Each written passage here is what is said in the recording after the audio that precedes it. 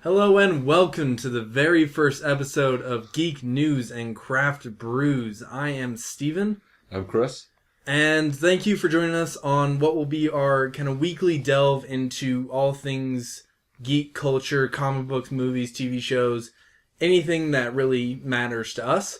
Yeah. And we are joined by the only sidekick more reliable and valuable than Dick Grayson himself. That's alcohol. Yes. Chris, what are you drinking today? Going with the themes that we're decided to talk about today, I am going with Dead Guy Ale from Rogue Brewery here from lovely Oregon as my first choice. If I finish that and have any left over, I'm going to go with the Gingerhead here from Red Betty. I've never had Red Betty, so I have no idea how good a gingerbread stout is, but I love gingerbread and stouts, so... Always a good choice in honor of Spider-Man and his affinity for redheads. Yeah, Spider-Man's affinity for redheads. I was not so themed in mine, but I got Big Shot from Fort Collins Brewery. Yeah, well, you chose a local brewery. I chose a local one. Yeah, so. I felt bad about that. It's all right. We'll go through a lot of beer on this show, so I think we'll get around to it. I think everything was employed by, Americans, though, so that's all good. Yeah. Not supporting. I could be totally wrong. I have no idea where this is from. Not the Anheuser-Busch Germans. Central City. Oh, this might be from Canada. That's all right. Canadians. Close enough. Canadians are really nice. Peaceful neighbors to the north. Yeah, I'm totally okay with drinking Canadian beer, especially if it's craft. Yeah. All right, so let's get into what mattered to us this week. And first... This was a great week to start. It was it really was. Yeah. There was even some of the stuff that we couldn't get to today, so we just had to fit what we possibly could, and then we'll talk about others later. But first, huge news that we have to talk about is Spider-Man deal. Oh my gosh, yeah. This is, of course, with the Marvel Cinematic Universe. Spider-Man, Sony, and Disney Marvel came to a really kosher-friendly agreement. Kind of blew my mind. Yeah, wow, these mega corporations seem to be acting really cool together about this. Wow. Yeah, it's a very strange deal how it went down because Sony for so long was so hesitant to give up its rights to Spider-Man because it was so just profitable to them. Yeah. Well, Spider-Man is huge worldwide. I think I could be wrong about this. So, I'll full disclosure, I'm in no way an expert in anything. So, 50% of what's spewing out of here might be total garbage, alright? So fact check it yourself. But I think that Spider-Man might be the most profitable franchise character in history.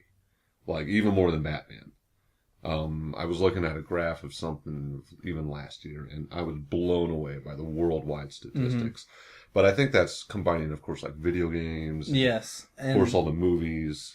Yeah, the only facts I have on that is movie related, and Spider-Man is the second most profitable, highest grossing superhero movie franchise. That's right behind Batman, but that's ahead of things like Avengers, Iron Man, Superman, all those that have these huge followings. It's Spider-Man that tops it. And, granted, there's more Spider-Man movies. Yeah, well, there's a lot of Batman movies out there. Yeah, there's a lot of Batman. I think one follows the other. They're all profitable, so they keep making more. Well, sure.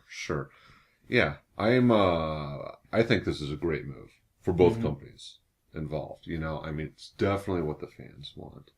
Yes, the fans have been wanting this for a very long time. Yeah, and it's good to have, Marvel have a better hand in, essentially their number one character. I would say in the past year, 100% their number one character. Oh, yeah, definitely. Spider-Man is the driving force of Marvel Comics as far as sales and everything for that's concerned. So just a huge factor. Always kind of felt cheated because a lot of the stuff that we've seen in the Marvel Universe so far has happened in New York. Even just a background shot would have been great, It would have been fun. So I'm real excited to see what they're going to be doing. I think there's definitely going to be a cameo coming up in the trailers, Yes, in the trailers. The first cinematic appearance of Spider-Man will be in 2016's Civil War. Is that confirmed? That is confirmed. Okay, yeah, because that totally makes sense. Especially with how big of a character he was in the comic. Yeah, which I recommend reading. It's a good read.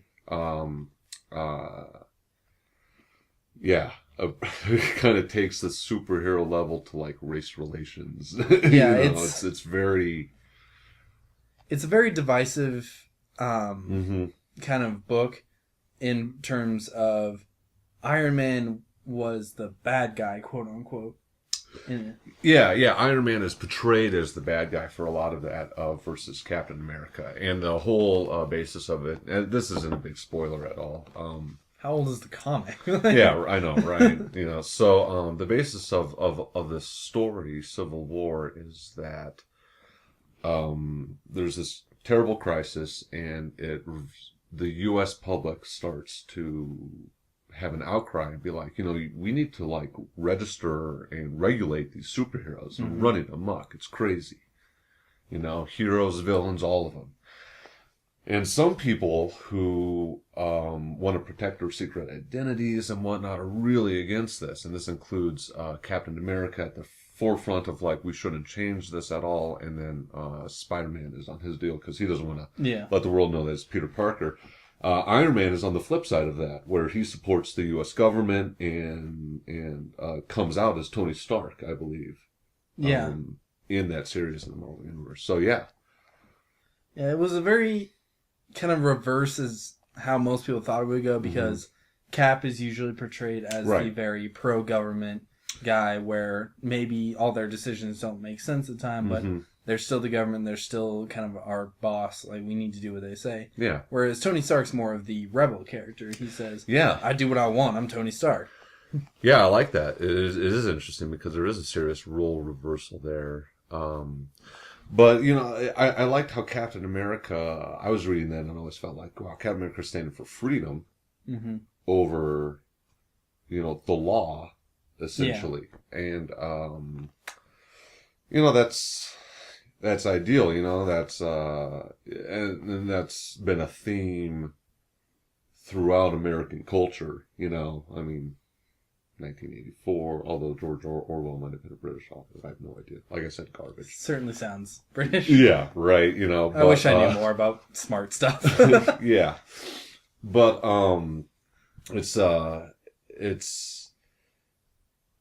it's prevalent today still, that argument of what's more, freedom over your rights.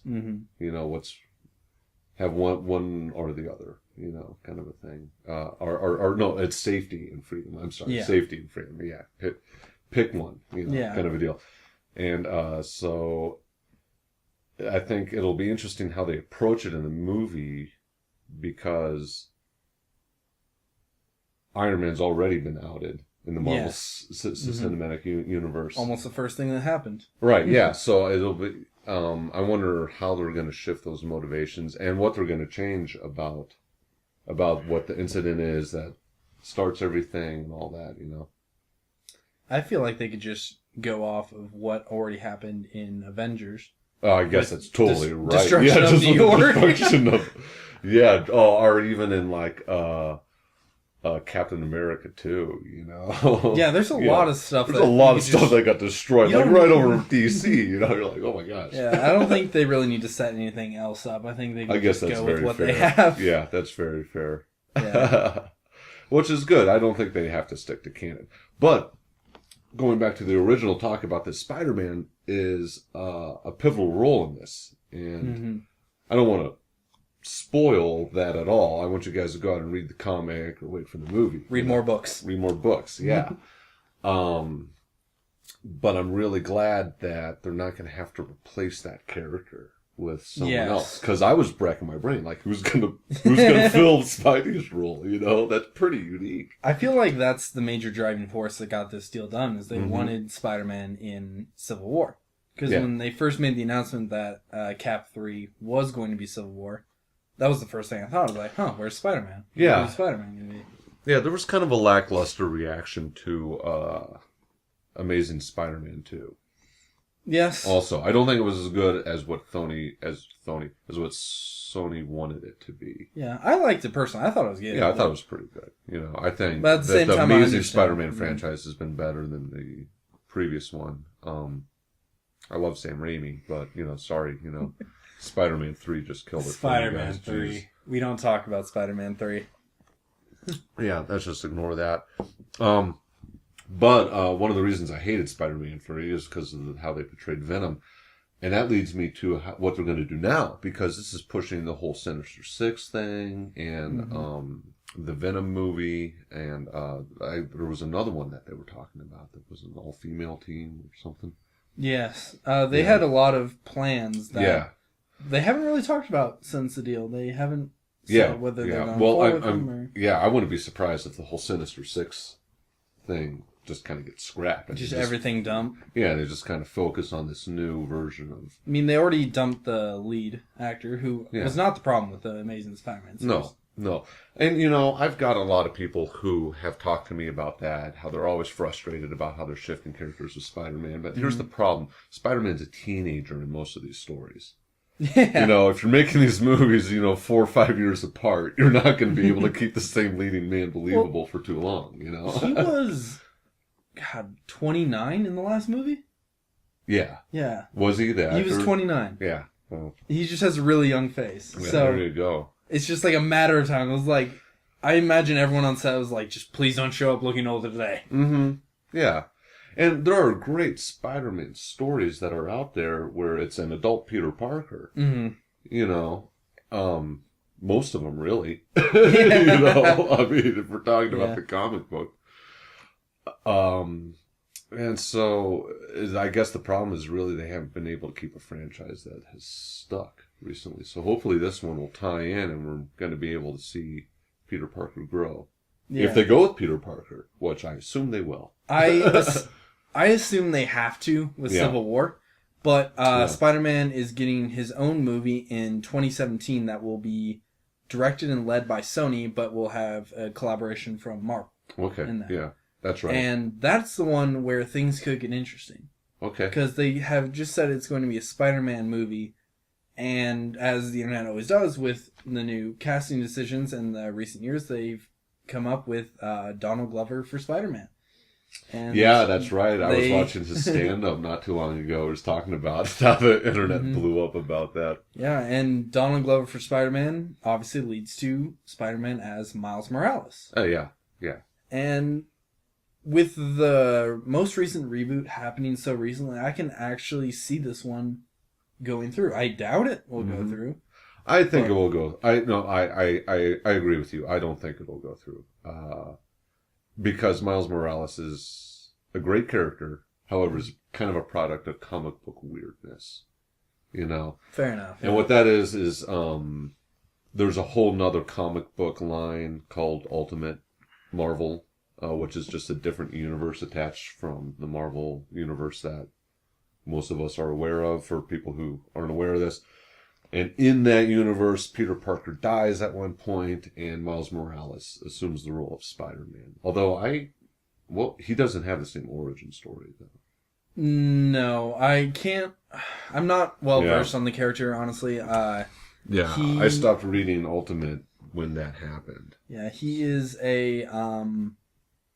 half black, half Latino male, very young. He seems like a young high school age, and he's very young. Has very much the same personality as Peter Parker does, except he is, in Marvel's mind, appealing to this whole new group of people that they were never able to touch with their characters, since they are mostly all white guys. Yeah, exactly. Yeah, it was good to put, especially a strong character, a strong lead title, and one that is going through the same trials and tribulations that like every teenager goes through. Yes. I was going to say teenage guy, but it's really every teenager. Yeah. So it's really appealing, and it's smart that they did it with a guy who's, of mixed race in America. Yeah. Marvel's really smart about that overall, actually. They're much more sensitive about who their audience and their demographic not only is, but could be. Yes. Though they are pushing back Black Panther for the Spider-Man movie. I will say that. Well, they're also pushing back Thor, aren't they? They are. Okay, yeah, so... But who watched Thor 2? Thor 2 wasn't terrible. I just watched it again not too long ago, actually. As a result of too much craft beer. And it was better the second time, now that you knew what was coming. Yeah. I should say, yeah. It was more entertaining the second time. Yeah. I don't know. You think, because Ragnarok's coming up, of course. Yeah. I wonder if Loki's going to have a prominent role before that. He is on the throne of Asgard, so it's hard to work around him at this point. Yeah. He is a fan favorite, though. Yeah. Tom Hiddleston and all that. Oh. Should we move on to zombies? Yes. Speaking of fan favorites, zombies have been crazy blowing up in the past couple of years. On Sunday, The Walking Dead had its mid-season premiere. Yeah. And it got great reviews. A ton of people saw it. Yeah. And that series is just rocking and rolling. It remains on the top of the comic list. It seems to be unstoppable.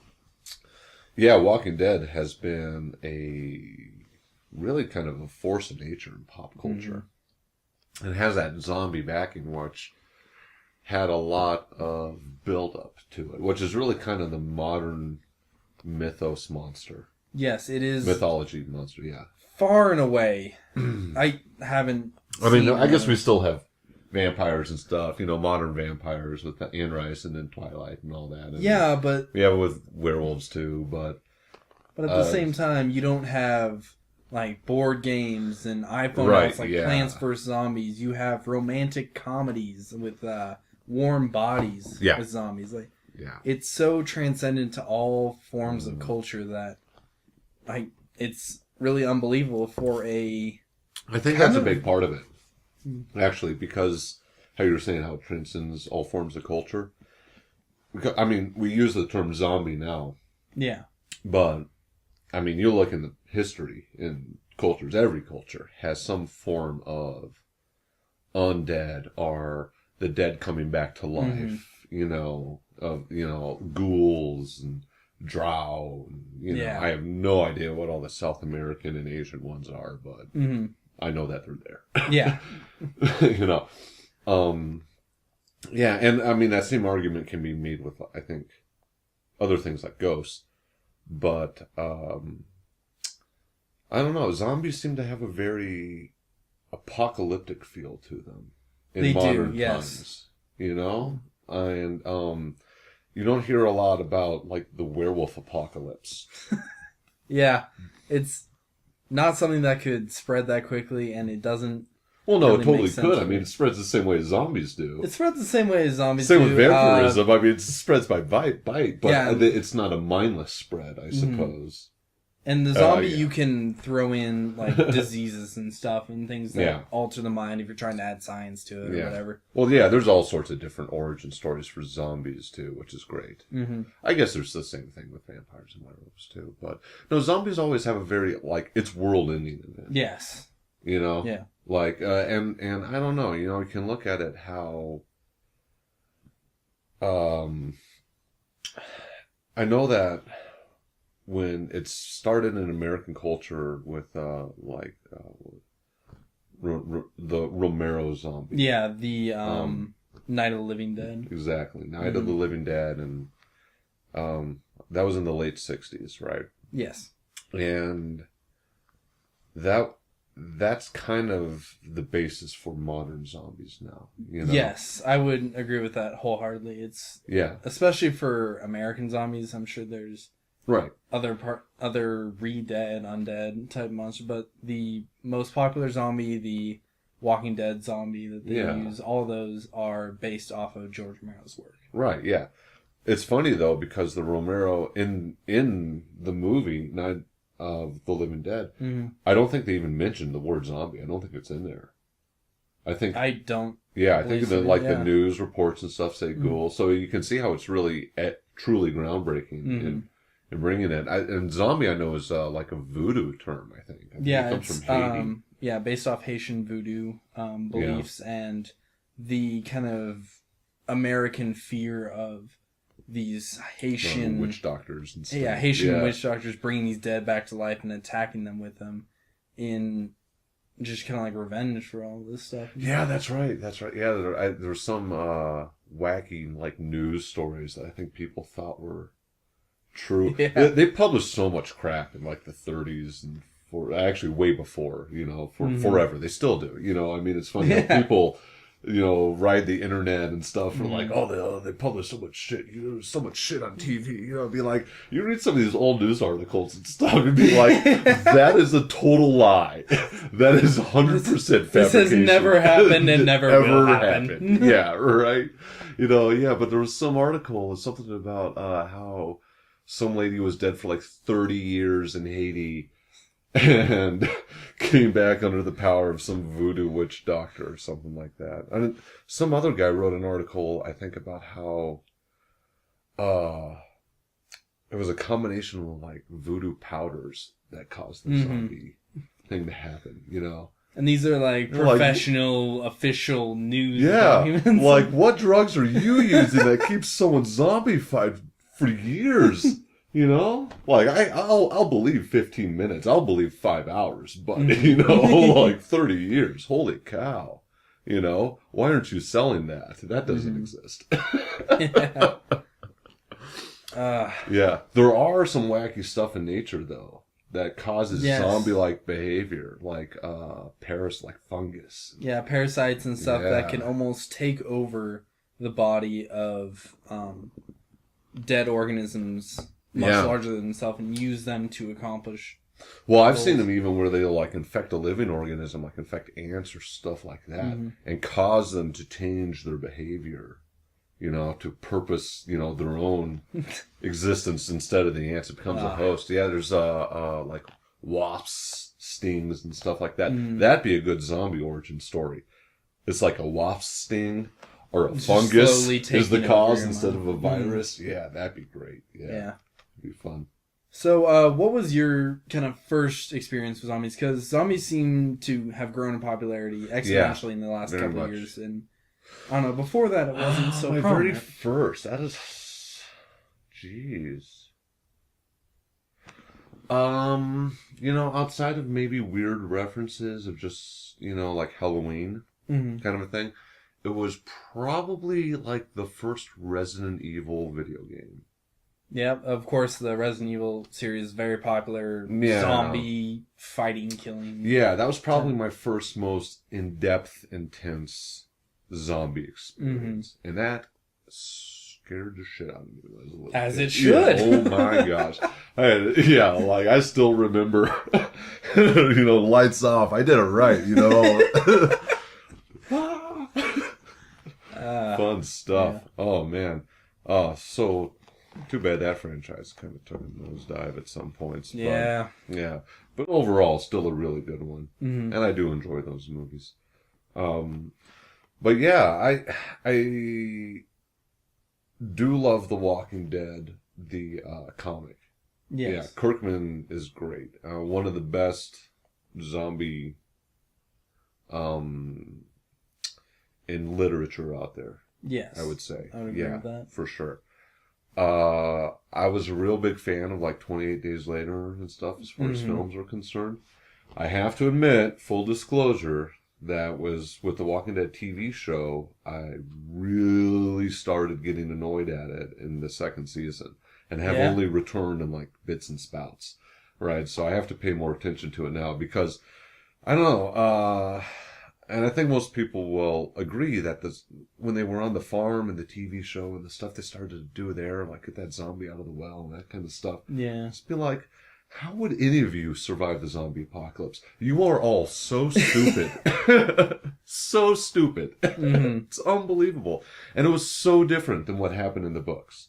Yeah. That like, I was kind of like angry as a fan, and, and I wasn't angry because it was different.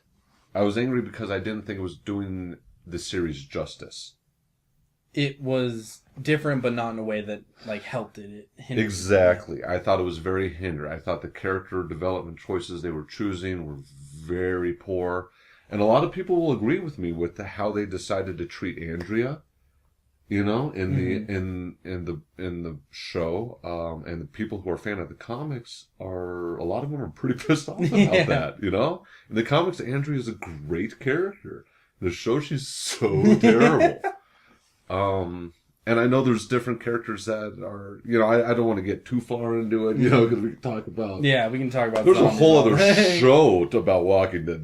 Talking about Walking Dead. Talking Dead. I mean, come on. Yeah. But I do love the book. It's great, and I like it a lot for the same way that Romero's original vision with A Night of the Living Dead was, because it's not so much about zombies, it's about the social commentary of what people do in a crisis. Yes. Yeah, it's very much focused on the humans in this zombie story. Yes.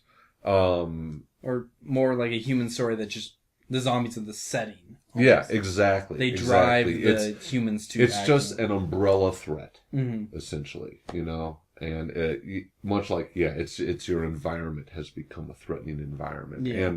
And that was very much, I think, Romero's message with Night of the Living Dead, with the main character, Ben, and his tragic ending. You know, in that show, it'd be like, that was definitely racial commentary. And for the times, I mean, it was made in the late 60s. Makes sense, right? You know? Yeah.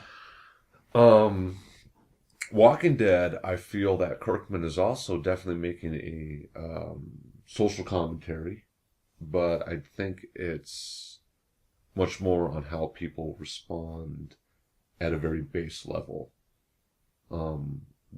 when push comes to shove. You know, is definitely part of that. You know, I mean, the book's been going on for 130 odd issues at this point in time, so there's other things he talks about, but yeah.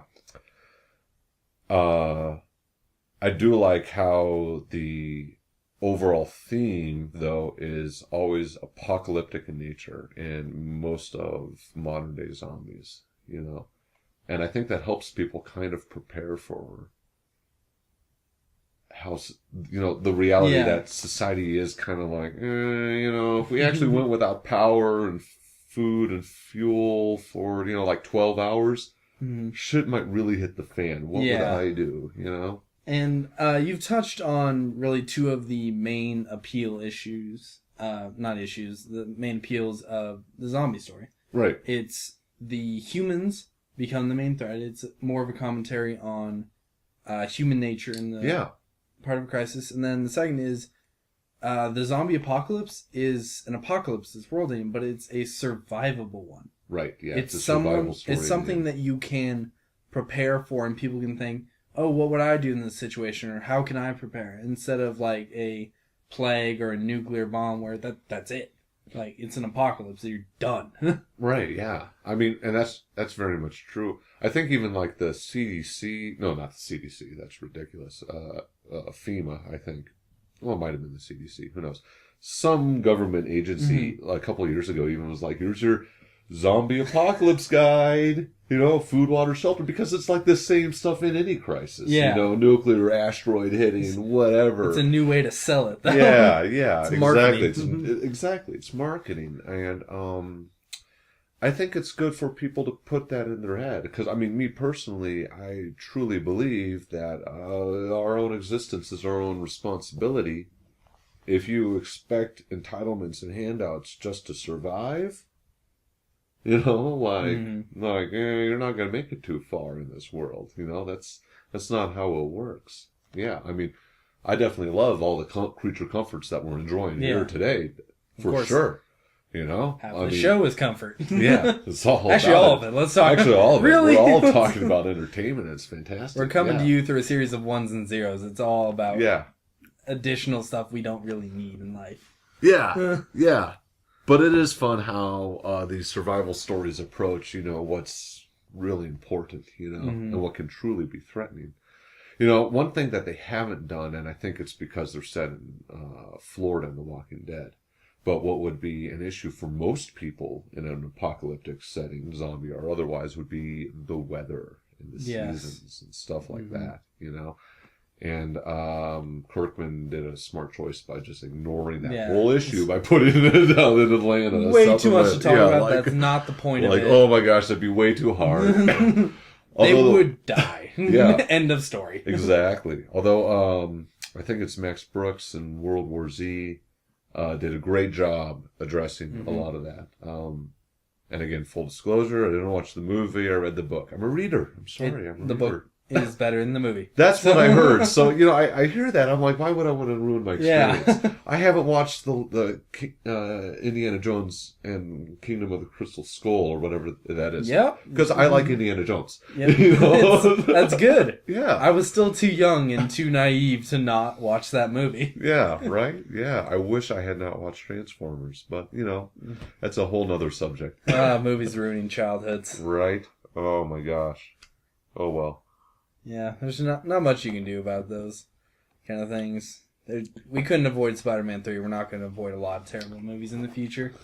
It's just a matter of when people who are in charge of or have important decisions in that entertainment or production process aren't fans. Yes. And it's just so blatant to those of us who are even mild fans. Mm-hmm. Like you just have to read one comic that ever had Venom in it. Yeah. You watch Spider-Man 3 and you're like, what was that? You know who should play Venom? Eric Foreman. That's who should play Venom. Yeah, no kidding. It'd be great. But let's not dwell on past failures. Oh my gosh. Hopefully it will just make us sad. Let's wish all the best for Spider-Man and Marvel and Sony in the future. Please, I know you guys can do it. I know you guys can just knock it out of the park. And you will. Please. Yeah, but speaking of childhoods and potentially ruining them, Netflix is in talks with Nintendo. Yes. About making a live-action Legend of Zelda TV show. Yeah, I almost bought a Angry Elf bomber because of this. Yes. Yes, but it was $18, so... No, Nintendo. I'm not that big of a Zelda fan. Yes, I am a Zelda fan, though. I have very vivid childhood memories. I'm glad you brought that up. Where me and my brother and my sister, we all saved our allowances, worked all these chores together, and saved up to buy an NES in that gold Legend of Zelda.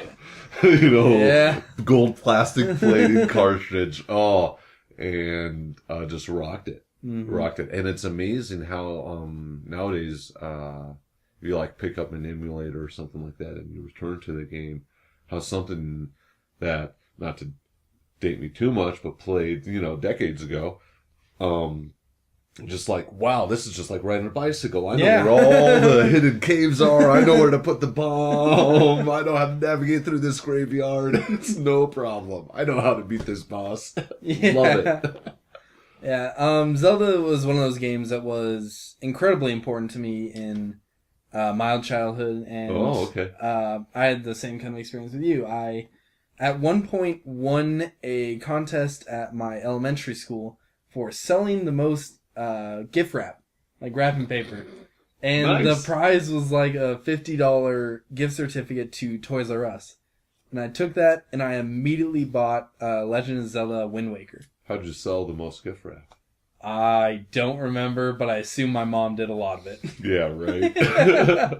But it was just one of those things. I grew up with the Nintendo 64 versions of it, the Ocarina of Time, Majora's Mask, those. I played those for hours. That was actually, Ocarina of Time was my first experience with zombies. That was a game. Well, that game was like kind of groundbreaking in itself too. With just that kind of taking it to third person open world. Yeah. All around, I mean, the advances they made with that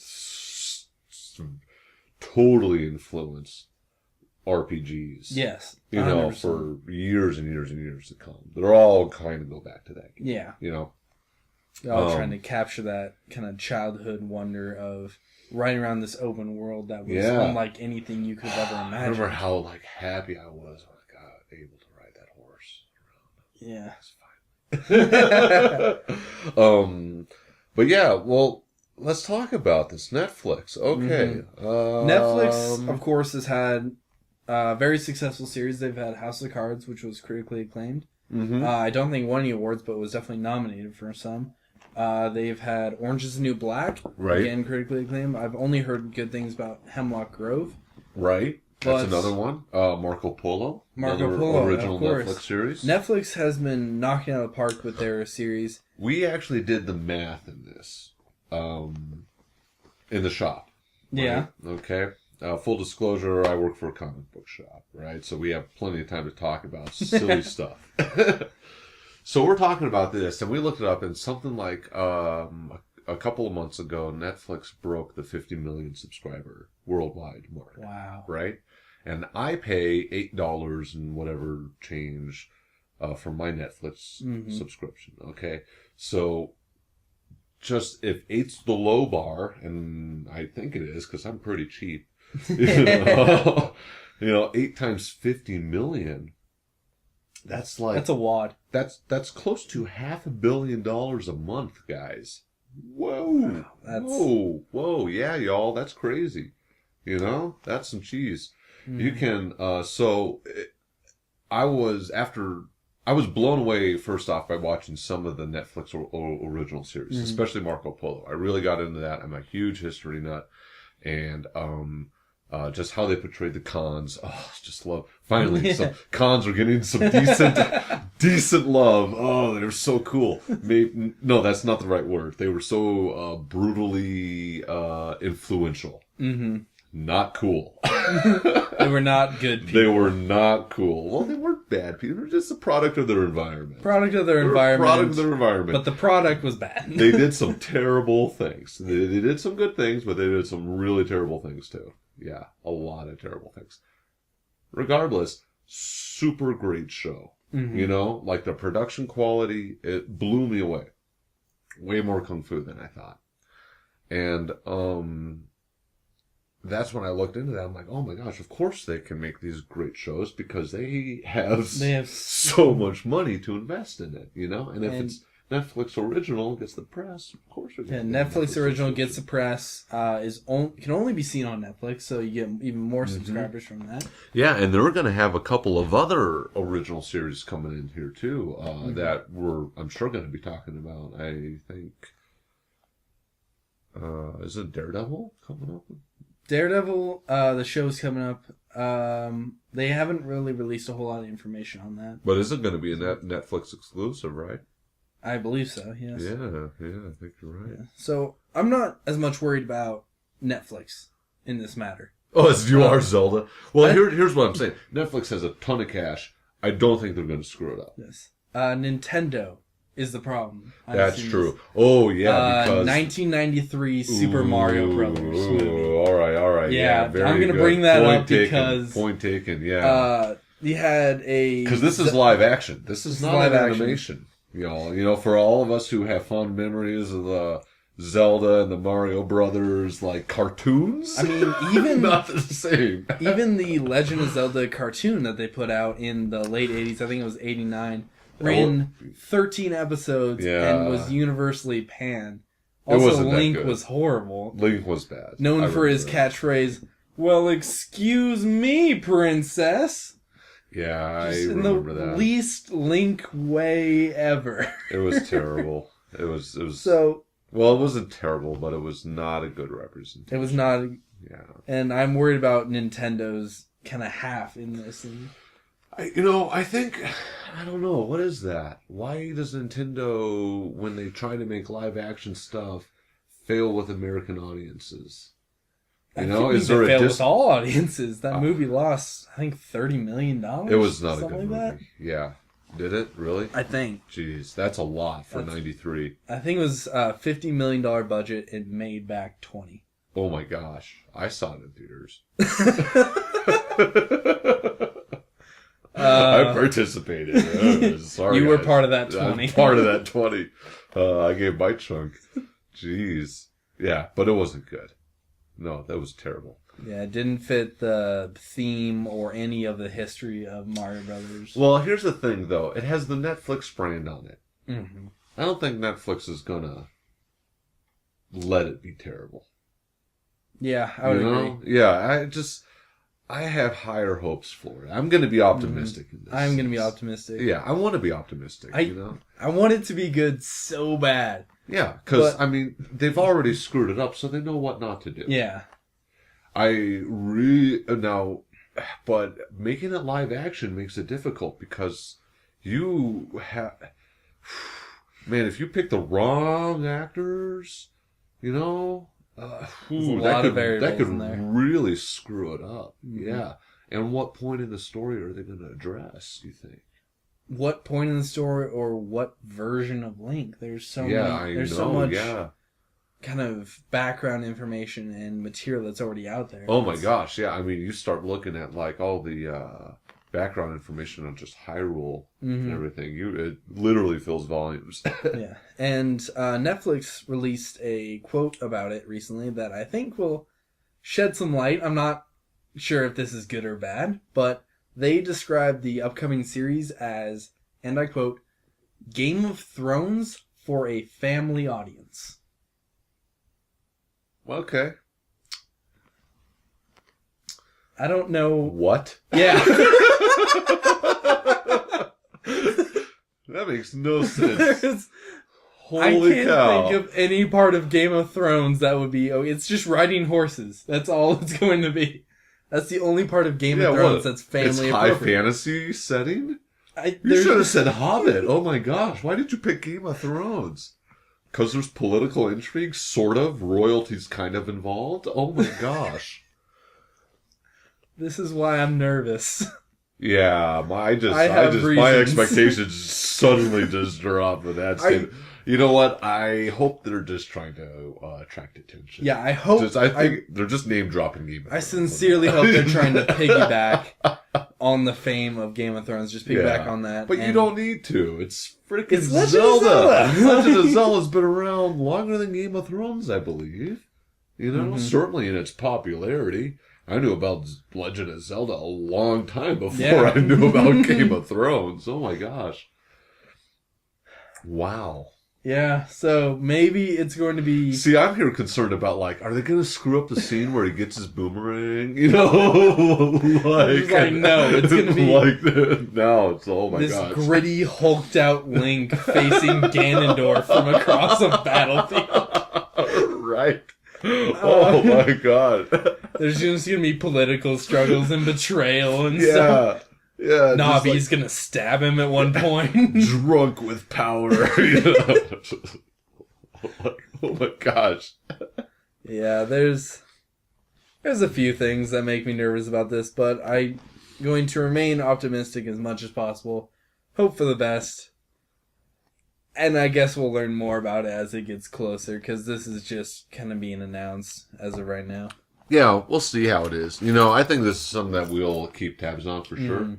And when they release trailers, casts, all that kind of stuff, we'll keep you up to date on that. Yeah. Because this is something that I just need this to be good for my life to make sense anymore. I know, don't screw this one up. Mm-hmm. Yeah, this is your second chance, Nintendo. Don't do Game of Thrones for a family audience. Don't try Game of Thrones for a family audience. That won't work ever. Oh well. Oh well, indeed. The last bit of news we had for this was not necessarily a real breaking story, but the Super Bowl commercial from Budweiser. Yeah, because part of this cast is definitely about the craft brews. I'm glad you brought that up. I forgot a little bit about that. Yeah. For the three of you that didn't see the Super Bowl, Budweiser released a ad that was very much making fun of people that drink these craft brews. Very snarky. It was very snarky. It was very condescending. It was saying they are proud to be this macro brewery, and Budweiser is for people that want to drink beer, not fuss over it. Let them fuss over their taste of their beer. You know, this is Beechwood aged since 1989. The only beer Beechwood aged since 1987. Like, what the fuck does that mean? What does Beechwood taste like? It tastes like piss, apparently. And apparently it tastes like piss. Well, I actually looked that up briefly while eating lunch. Again, 50% garbage. So, this might be totally wrong.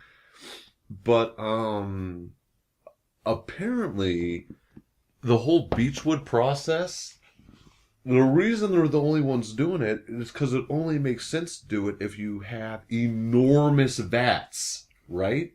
And it's not for flavor or taste at all. Yeah. In fact, I shouldn't say in fact, in Wikipedia, they boil these Beechwood chips in sodium bicarbonate baking soda solution, right? And that strips it of color and flavor and all this stuff. And then they throw these Beechwood chips into their vats when they're brewing their beer, and it's some sort of a function to help the yeast spread out and not clump up or something like that. Like it's a yeast aid, So Beechwood aged. I could be wrong about this. I think it's to speed the brewing process up. So that's amazing. Yeah, so that the yeast more evenly has a distribution, and more properly has its function in these massive vats, you wouldn't need Beechwood if you had it as well. It has nothing to do with flavor. It's none of that. They're just here's just Americans fuck yeah, Beechwood age. Almost the same people that they were just making fun of. I know. A big fucking eagle on their label. Let me tell you all something. In 2008, the Anheuser-Busch family sold Budweiser to a Belgium company.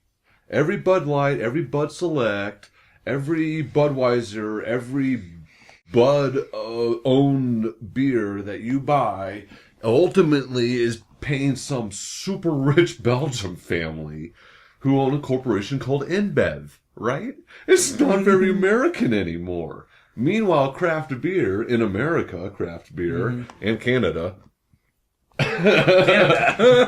and other parts of the world, because there's great craft beer from Belgium. I'm not knocking Belgians at all. Oh, no, my first great sour was while I was in Belgium, right? We're not going to get into beer history. Yeah. But not yet. Not yet. Not in the first episode. But drinking craft beer supports small American businesses is the bottom line, and that drives small American companies. Budweiser and their owner, InBev, they control something like 25% of the beer market worldwide. All right? I've been to different countries. I've been as far away as Prague, and even in local bars in not the outside of the tourist area in Prague, there's fucking Bud Light on the tap. No one drinks it. I don't know why it's there. I didn't see a single one poured the 2 nights I hung out. Yeah, exactly. But it's there. Yeah, so it's all over the place, and how could you take pride in using, of course, the cheapest ingredients that you can possibly find to shove this stuff out as fast as you can, It's whatever. And you're knocking people who are hardworking Americans who take pride in what they craft. Screw you, Budweiser. Screw you. But luckily for craft brew fans, Congress is also pissed off about it. And they have reintroduced the Brew Act. It stands for something, but it's essentially a tax break for small breweries. Brewers that produce less than 2 million barrels a year. Oh, that's awesome. Yeah. And just for a size reference, New Belgium, which is another Fort Collins-based brewery, is just under 1 million barrels a year. Yeah, there's some sort of, I know this only from doing brewery tours, but there's some sort of cutoff on how many millions of barrels that you produce, and whether you're craft or, It seems to be 2 million's the kind of cutoff. And yeah. If they're doing that, they would have a tax break, essentially cut the tax in half for the first, 600,000 barrels. Oh, that'd be fantastic, Yeah. because that would enable them to spread their distribution all over the place then. Yeah. And, that'd be great. Of course, big business is fighting back, and they're fighting back with the Beer Act, which is essentially the same, another acronym. It's weird. Congress is getting stupid. It's getting. Okay. It's stupid. Yeah. But that's essentially the big breweries fighting back, and it's the same as the Brew Act, but it applies to all breweries. It's that first 600,000 will have the tax break for all breweries. But the Beer Act has something like 15 supporters, whereas the Brew Act has nearly 150. Yeah, I mean, if Anheuser-Busch thought that craft beer was a joke, then why are they buying Elysium? Which makes pumpkin peach schnapps, or not schnapps, Pumpkin peach ale, pumpkin peach ale, by which the they way. called out by name. What's that called out by name in that ad? Yeah, wait, you make that. You make that. You own the people that make that. What jerks, what? Whatever. Not that hypocrisy, I guess, is still, a good old American pastime with Anheuser there. They kept that one. But yeah, oh well. It's just we'll see what the fallout of this is. I think it's fantastic that ad has really blown up in their face. They immediately pulled it. They spent $9 million. Really, on I saw it ad on Hulu placement. the other night. I don't know if they pulled it from all sources, but it's not on TV anymore. You better pull it from Hulu, y'all. They spent hipsters watch Hulu. Just so you know, they don't buy cable. Let's piss off the target demographic of this media channel. What are you doing? Just a gigantic waste of money. They spent $9 million on that ad placement alone, not including. Oh, that's right, because it's a Super Bowl. It's a Super Bowl ad, gosh, so it's $9 million just for that airtime, and then production was probably pretty up there. But well, yeah, I guess so. But Man. It's just a lot of money to piss people off and get people against Budweiser. That's got to make the company party awkward when Yeah. the Elysium guys at the hey, the holiday us? retreat, oh hey, we're the guys who make the pumpkin peach ale. Nice to meet you, marketing team. Oh well. Yeah, but just keep in mind, when you're drinking craft beer, you're probably, most likely, you're supporting a hard-working North American, but a hard-working individual, and you're supporting a passion that they have. Nobody applies at a brewery, or, well, I shouldn't say that. Very few people get hired at a brewery who are passionate about what they do, So, yeah, you're supporting art in a sense, too. The best kind of art. The best alcohol kind. art. The best kind. Yeah. Well, a great kind. Great kind. A great kind of art, yeah. Yeah, all you artisans and craftsmen. I mean, we are so lucky to be recipients in this day and age of what you have to offer. I love that. I often think, not to get too philosophical on everybody here, but we nowadays, with what we have in front of us, with our screens, with what we're drinking, is nicer and better quality and more variety than what any Caesar ever had. Yeah, wow. That is 100% true. It's some right, and we're just at I'm a commoner, yo. It's great. This is a great time to be alive. Absolutely. Absolutely. No better time to be alive than right now. Yeah. So I would raise my glass to the apocalypse. Woo! Bucket list. You know, because without it going away, what value does it have? Haha. Well, yes, now it is time, since we are done with our news, to raise our glasses to a certain issue that we care about in today's world or in the future. Chris, what are you raising your glass to today? You know, I did want to do something zombie themed. That's why I said apocalypse initially here, and I think I'm going to stick with that, and not for what I originally thought. I think I'm going to go with survival preparedness. Survival preparedness. Here's two people who are prepared and have the right mindset for survival. There you go. You know, because you're probably going to lead future generations like 100,000 years from now. Whatever. When the apocalypse does come, you will. Yeah, whenever it inevitably comes, you know, and something's going to slam into the earth or whatever, you know, it's going to happen. I will raise my glass today to the few untarnished childhood memories that I have. Oh, that's great, yeah. It's depressing, but that's why we have beer. I hope that they remain untarnished in the future and no corporations just seek to get a quick buck and put out a bad product. Cheers to that. Yeah. Yes. Well, that's all the time we have for today. Mm-hmm. I hope you will join us next week again for another installment of Geek News and Craft Brews. Thank you so much for watching. Yes, we have our Facebook is now up at Geek News and Craft Brews. You can see us on YouTube.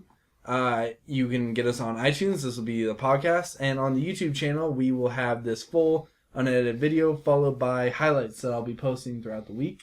This guy's all over it, y'all. You have no idea. This man is on top of things. And of course, there's things like we mentioned that we didn't have time to talk about because we want to keep this at a reasonable length. Yeah. And those kind of things will be coming up on our Facebook. Like, for instance, we got our first peek at Ryan Gosling's Deadpool mask today. We sure did.